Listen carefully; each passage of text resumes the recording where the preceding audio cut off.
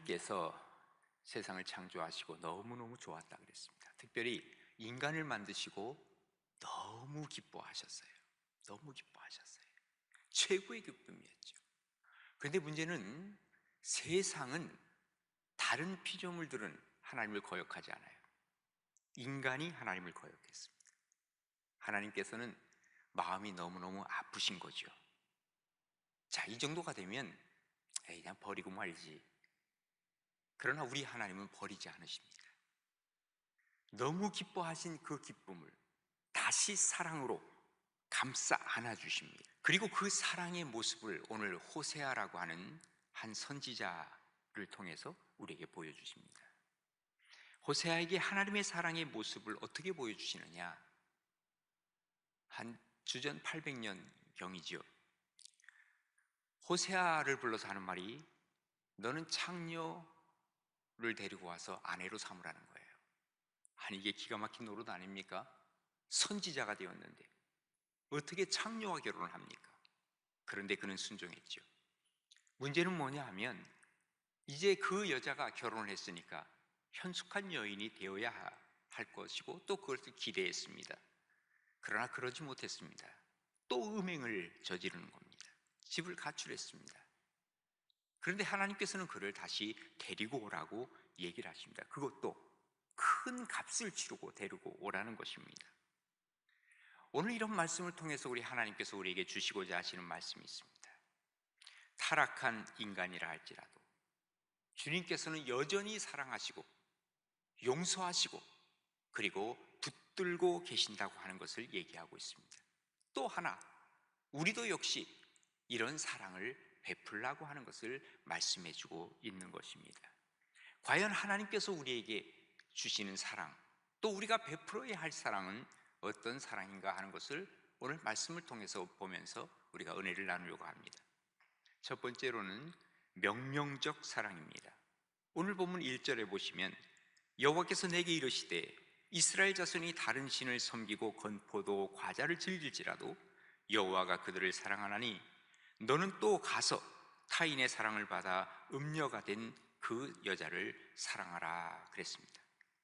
자, 이스라엘이 하나님을 버리고 세상을 즐기면서 살았습니다. 이것을 오늘 본문에서는 뭐라고 얘기를 하냐면 너희들이 건포도를 먹고 과자를 먹고 그러면서 세상을 즐기고 있었다라고 표현을 하고 있습니다. 그러나 그때에도 하나님은 여전히 그들을 사랑하고 계신다는 것입니다. 그러면서 호세아에게 너 창녀를 바로 내 아내로 맞이하라 라고 말씀하십니다. 이건 뭘 의미하고 있습니까? 바로 하나님께서 사랑할 수 없는 그 사람을 사랑하라, 명령하시는 것입니다. 아니, 사랑이란 무엇입니까? 사랑이 그저 어떤 의미로 봐서는요, 뭔가 이 사랑스럽고 그리고 또 이게 우러나와야 사랑하는 것 아닙니까? 그런데 주님께서는 명령적으로 사랑하라는 겁니다. 사랑스러운 사람을 사랑하는 것은 그건 뭐 그렇게 어렵지 않습니다. 아니, 어렵지 않은 게 아니라 오히려 내가 저 사람 사랑스러운데 사랑하지 말래도 그것은 사랑할 것입니다. 또 뿐만 아니라 혹시 나랑 이해관계가 없는 사람이 있습니다. 그런데 하나님이 하시는 말씀이 야, 너 사랑하라. 그래요? 뭐 그 정도는 할 수 있겠죠. 그런데 나에게 해를 끼친 사람이 있습니다. 도저히 사랑할 수 없는 사람입니다. 그럼에도 불구하고 주님은 그를 사랑하라고 하시는 겁니다. 이게 하나님의 명령이라는 거예요. 그러면서 예수님은 뭐라고까지 말씀하시냐면 누가복음 6장 32절에 보면 너희가 만일 너희를 사랑하는 자만을 사랑하면 칭찬받을 것이 무엇이냐? 죄인들도 사랑하는 자는 사랑하느니라. 너희가 만일 선대하는 자만을 선대하면 칭찬받을 것이 무엇이냐? 죄인들도 이렇게 하느니라 그랬어요. 그러니까 세상 사람들도요, 사랑 많이 합니다. 예수 안 믿어도 사랑을 베풀고 살아갑니다. 그런데 어떤 사람에게?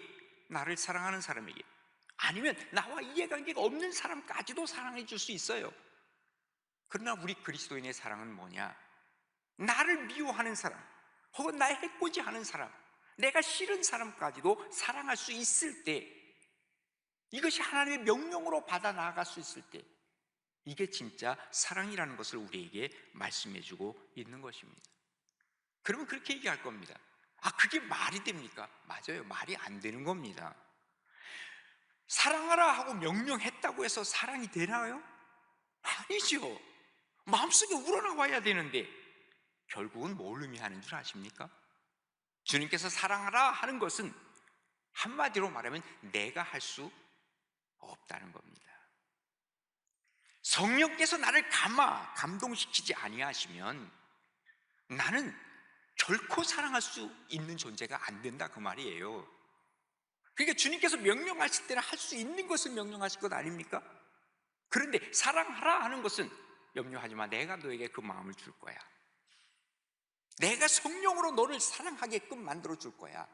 한마디로 성령에 의하지 않고서는 우리는 도저히 사랑하지 못할 사람들이 얼마나 많이 있느냐, 그 말이에요.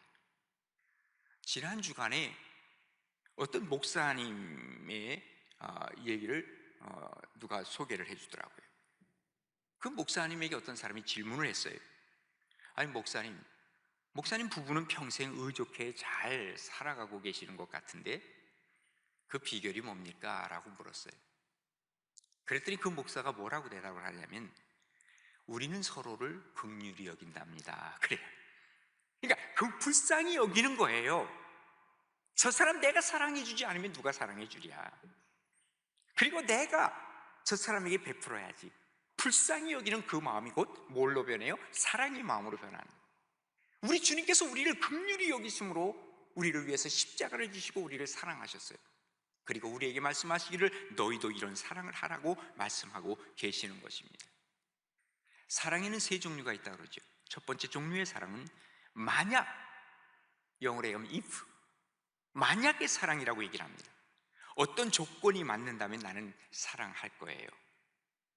야, 네가 100점 맞고 오면 내가 너 사랑할 거야. 네가 내 마음에 맞게 행동한다면 내가 너를 사랑해 주지. 너 성공하면 내가 사랑해 주지. 네가 나에게 잘해주면 내가 사랑해 주지. 이게 바로 조건적 사랑이라는 겁니다. 세상에 이런 조건적 사랑이 참으로 많습니다. 그 다음에 두 번째 사랑을 얘기를 한다면 뭐뭐 때문에 하는 사랑, because의 사랑이라고 얘기를 합니다. 너는 사랑받을 만한 자격이 있어, 이유가 있어, 그래서 내가 너를 사랑하는 거야. 너 재물이 있잖아, 너 미모가 있잖아, 너 성격이 좋잖아, 그래서 내가 너를 사랑하는 거야. 이것은 무엇 때문에 하는 사랑? 어쩌면 계산적 사랑이라고 얘기할 수 있을지도 모릅니다. 그 다음에 세 번째 사랑은 뭐냐면 뭐뭐임에도 불구하고 하는 사랑, in spite of라고 그러죠. 우리가 못났음에도 불구하고 난 너를 사랑해. 네가 빈털털임에도 불구하고 내가 너를 사랑해. 네가 나에게 이렇게 못되게 굼에도 불구하고 나는 너를 사랑해. 이게 기가 막힌 거죠.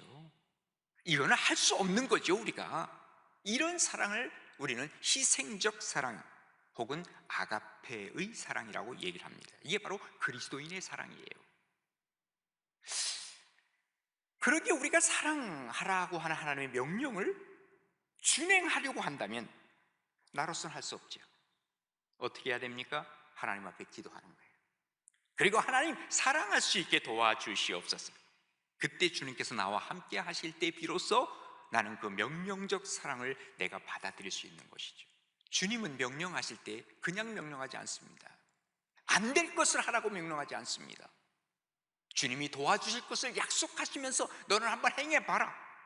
이게 바로 주님께서 주시는 명령적 사랑입니다. 그렇습니다. 우리 주님께서는요, 건포도를 먹으며 과자를 먹으며 세상으로 나간 이 고매를 찾아서 사랑하라고 호세아에게 명령하신 것입니다. 이 명령에 의해서 호세아는 자기는 할 수 없었지만 성령께서 그를 하도록 만드신 것 아니겠느냐, 그 말입니다. 주님의 사랑은 거두어지는 사랑이 아닙니다. 사랑하실 때 끝까지 우리를 사랑하시는 거예요. 그렇기 때문에 우리에게 명령하시는 게 있어요. 내가 사랑하는 그 사람을 너희도 사랑하라. 내가 사랑하는 그 사람에게 찾아가 사랑을 베풀어라. 이건 명령입니다. 주님이 사랑하신다고 하는데 우리가 사랑하지 못할 이유가 없는 것입니다. 혹시 내 마음속에 미움이 있고, 혹시 내가 이 사랑의 마음이 점차적으로 줄어들고 있다면 다시 찾아가 사랑을 회복하고 주님의 이 명령 속에 감사함으로 이 명령을 잘 준행함으로 하나님의 사랑을 증거할 수 있는 복된 사랑의 메신저 여러분과 우리 모두가 되어지기를 간절히 바랍니다. 또한 주님께서 우리에게 주시는 이 사랑은 구속적 사랑이라고 얘기할 수 있습니다. 오늘 본문 2절의 말씀은요, 우리 한번 같이 읽어요. 내가 은 15개와 보리 한 호멜 반으로 나를 위하여 그를 샀다. 자, 보세요. 음행하면서 집을 나간 고멜, 이제 돈이 다 떨어졌어. 그러니까 노예로 팔려가는 거예요. 그런데 이 노예를 다시 사오기 위해서는 뭐가 필요해? 돈이 필요한 거예요. 그러면서 이 호세아에게 하는 말이 은 15, 그리고 보리 한 호멜 반을 가지고 그를 다시 사오라 그랬어요. 그런데 여기 호멜 반이라고 하는 것은 15세겔이 되는 거예요. 계산을 해보면. 그러니까 여기 은 15세겔, 그 다음에 보리 반, 호멜 반 하면 합하면 몇 세겔이에요? 30세겔이에요. 그러니까 그 당시에 이 노예 값이 은 30이라는 것을 보게 돼요. 나중에 예수님이 얼마에 팔렸어요? 가룟유다가 얼마에 팔았어요? 은 30. 이게 바로 노예로 팔아진 거예요. 그러니까 그를 지금 받아들이고 이 돈을 가지고 그를 다시 사오라는 겁니다. 아니, 제 발로 걸어와도 안 받을 것 같은 이 사람을 주님께서는 돈을 주고 사오라는 거예요. 돈을 주고. 이게 뭘 얘기를 합니까?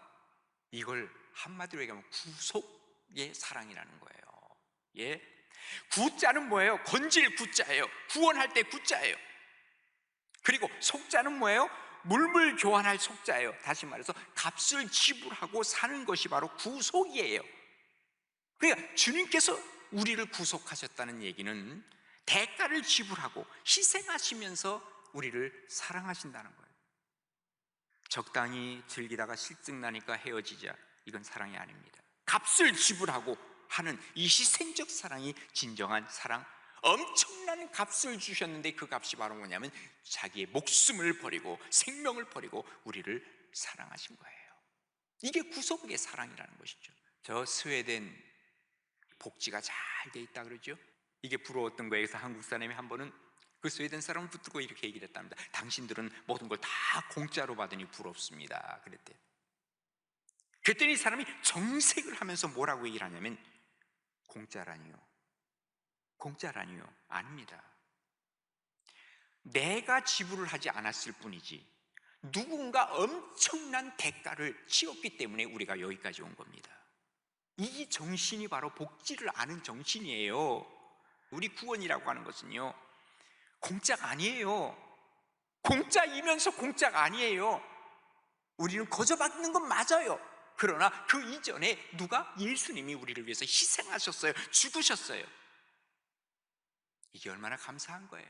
이걸 깨달으면서 이게 공짜구나 하는 것을 느낄 때 그게 바로 축복이요, 그게 바로 구속적 사랑을 제대로 아는 사람의 모습이라 그 말이죠. 거기에 뭐가 나옵니까? 감사함이 나오는 거예요. 주님, 나를 위해서 이렇게 죽으셔서 나는 공짜로 이렇게 구원을 받았군요. 감사합니다. 희생의 사랑을 알면 우리도 그 사랑으로 사랑을 하려고 할 것입니다. 기껏 조금 도와주고 나서 공치사하고 말이죠, 대가를 요구하고, 이건 진정한 사랑이 아니겠죠. 그래서 진정한 사랑이라고 하는 것은, 이 구속적 사랑은요, 남의 허물을 덮어주는 사랑이에요. 죄의 문제를 해결해 주는 거예요. 베드로전서 4장 8절에 나오지요. 무엇보다도 뜨겁게 서로 사랑할지니 사랑은 허다한 죄를 덮느니라 그랬습니다. 이게 바로 구속의 사랑이에요. 우리가 너무 과거에 얽매이게 되면 앞을 향해 나갈 수가 없어요. 구속적 사랑은 미래를 향해서 나아가고 과거를 덮어주고 죄 문제를 해결하고 나아가자고 하는 것이 주님의 사랑이라는 것입니다.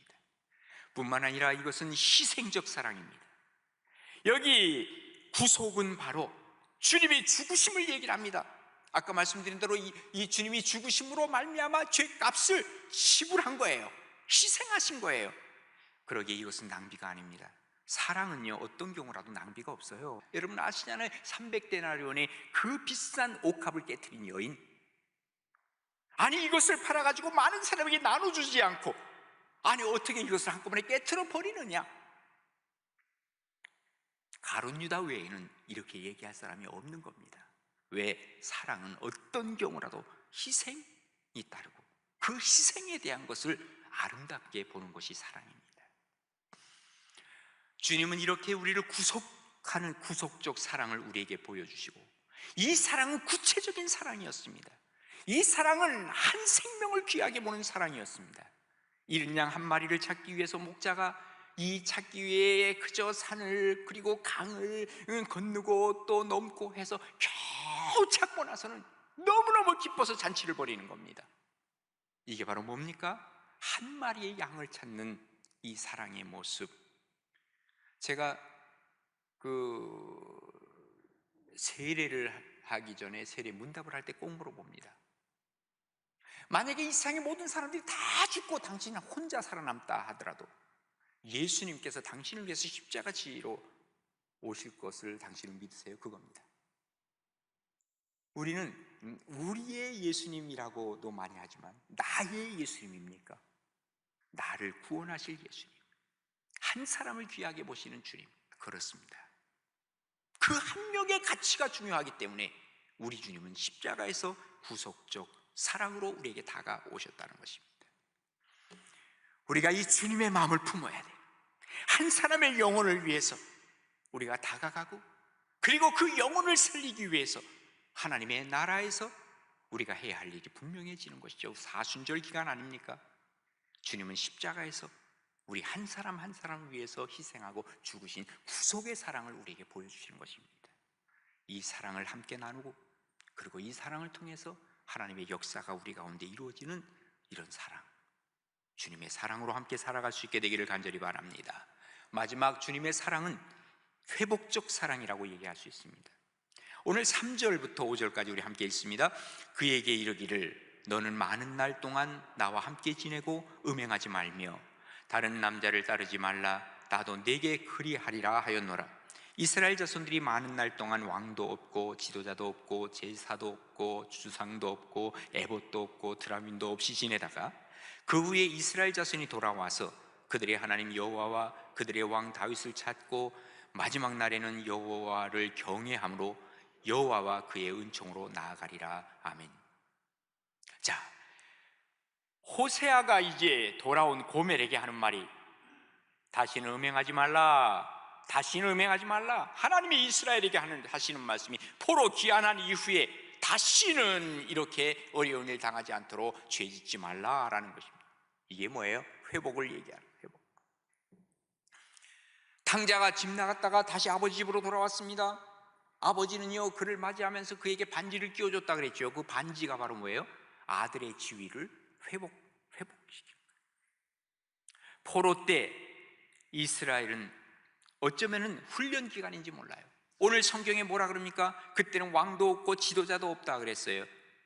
그리고 또한 종교 활동도 하지 못해요. 제사도 없고 주상도 없고 에봇도 없고 드라빔도 없고 다 없어.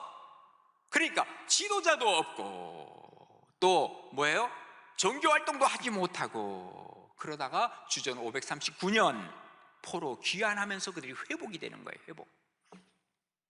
그러면서 15절에 보면 그 후에 이스라엘 자손이 돌아와서 그들의 하나님 여호와와 그들의 왕 다윗을 찾고, 다시 말해서 이 지도력이 회복이 되고 마지막 날에는 여호와를 경외함으로 여호와와 그의 은총으로 나아간다. 다시 말해서 하나님과의 관계가 회복되는 거예요. 이런 회복을 주님께서는 줄 것을 약속하고 호세아에게서는 고멜을 받아와라. 예? 이게 바로 은총이라는 거예요. 더 좋다는 거예요. 하나님은 선하십니다. 좋으신 분입니다. 은총을 베푸시는 분이십니다. 이게 바로 회복의 근거가 되는 것이죠. 이제는 주님께서 우리를 사랑하셨기에 우리가 이런 회복적 사랑을 베풀고 살라는 거예요. 신천지가 이단임이 다 세상에 만천하에 드러났습니다. 어떤 사람이 말이죠, 자기가 신천지에 있다가 신천지가 이단인 걸 알았대요. 그래서 여기서 나와야 되겠다 생각을 했는데, 나오려고 생각하다 보니까 나가봤자 내가 어디로 가지? 과거에 자기가 속해 있던 교회에서 너무너무 많은 사람들에게 자기는 상처를 입었는데, 그리고 이 사람들을 내가 어떻게 만나지? 또 그런 사람을 또 만날 거 아니야? 에이, 이단이면 어때? 그냥 여기 있지. 그런 사람들도 종종 있답니다.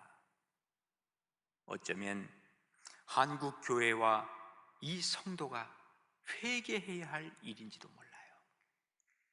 교회의 소외 계층들을 우리가 스스로 만들어가지는 않았습니까? 그런 친한 사람들만 끼리끼리 노는 이런 모습은 우리에게 없었습니까? 상처 입은 사람들을 보듬는 분위기가 이루어져야 되는 것 아니에요? 상처는요, 만지면 안 돼요. 예? 나도 자꾸 상처를 만지려고 하지 마세요. 내가 이것 때문에 기분 나빠, 내가 이것 때문에 마음 아파, 내가 이것 때문에 뭐 어째 하면서 자꾸 자기 상처를 만져도 그거 위험해요. 다른 사람이 만져줘도 위험해요. 상처는요, 다른 거 없어요. 약만 바르면 되는 거예요. 자꾸 만지려고 하지 마세요. 그 약이 바로 뭡니까? 그게 바로 사랑이라는 거예요. 나 자신을 사랑하고 너를 사랑하고 주님의 이 사랑, 이게 바로 회복적 사랑이라는 거예요. 그리고 나면 상처가 아물기 시작하고, 그리고 그곳에서 이 약을 통해서, 사랑의 묘약을 통해서 회복되는 것을 우리가 경험하는 거예요. 에베소 교회가 믿음의 행위가 있었죠, 사랑의 수고가 있었죠, 소망의 인내가 있었죠. 너무너무 좋은 교회예요. 근데 요한계시록에 보니까 그들이 문제가 생겼어요. 뭡니까? 처음의 사랑을 그들은 버렸다 그랬어요. 상처들 때문에 너무 힘들어하는 사람이 있어요. 어떻게 해야 되겠어요? 회복을 위해서는요, 좋았을 때, 사랑했을 때 첫사랑을 회복하라. 처음 사랑을 회복하라. 에베소 교회에 하나님이 주신 이 처방전이에요. 우리가 정말 어떤 상처가 있을 때 이것을 회복하기 위해서는 다른 거 없어요. 사랑하는 것밖에 없어요. 처음 사랑, 이것이 회복되면 모든 게 다 회복되는 거 아니겠어요? 주님의 처방이라니까요. 어떤 의사의 처방보다도 더 귀한 최고의 처방, 사랑하는 거예요. 사랑하는 거예요. 부부관계가 힘들 때에도 처음에 그 사랑으로 가자. 성도와의 관계도 어려웠을 때 처음에 내가 우리 신앙생활할 때 그쪽으로 가보자. 누구나 문제가 있잖아요. 문제 없는 사람 없잖아요. 누구나 슬럼프에 빠지잖아요. 문제는 이걸 어떻게 딛고 일어서느냐가 중요한 거예요. 이것이 바로 성공의 열쇠예요. 그래서 소위 얘기하는 회복 탄력성, 레실리언스라고 하는 이 단어, 우리는 중요한 단어입니다. 고무줄이 말이죠, 원래 자리로 돌아가기 위해서 탄성이 있어야 돼. 그런데 이 탄성을 잃어버리면 고무줄은 버려지는 거예요. 이걸 다시 회복 탄력성을 가지고 리실리언스가 다시 와서 그 자리로 갈 수 있는. 그래서 회복 심리학에서는요, 시련과 고난이 나쁘다 그러지 않아요. 이걸 굉장히 긍정적으로 봐요. 오히려 이것을 통해서 성공의 동력이 된다는 거예요. 좌절감보다도 극복할 수 있는 힘, 이것이 크면 승리하는 거예요. 그런데 이 힘이 바로 뭐냐? 사랑이라는 거예요. 사랑할 때 엔돌핀이 팍팍 나오는 거예요. 아픈 부위까지도 막 고쳐지는 거예요. 사랑할 때. 그러나 사랑이 식어지면 어떻게 해요? 엔돌핀이 안 나와. 아무리 좋은 것이 있어도 끌어들일 힘이 없는 거예요. 회복 탄력성이 없는 거, 위험해지는 거예요. 우리가 하나님 앞에서 살아가면서 정말 탕자가 귀환할 수 있었던 것은 아버지의 사랑 생각하고 귀환할 수 있었던 것 아니에요? 우리가 하나님의 사랑을 생각하면서 하나님은 우리를 회복시키신다. 나도 회복의 주체가 되겠다. 함께 회복해야 되겠다. 지금 이러한 어려운 모든 상황 속에서도 우리는 회복의 역사가 하나님으로부터 일어난다는 사실을 기억하면서 정말 주님께로 돌아가자. 주님께로 돌아가자. 결국은 주님께서 만져주시고 회복해 주실 것입니다. 이런 은혜가 우리 가운데 넘쳐서 정말 하나님의 사랑으로 세상의 사람을 사랑하고, 그리고 그 사랑으로 놀라운 하나님의 역사들을 이루는 복된 우리 가나안의 모든 식구들 되어질 수 있기를 간절히 바랍니다.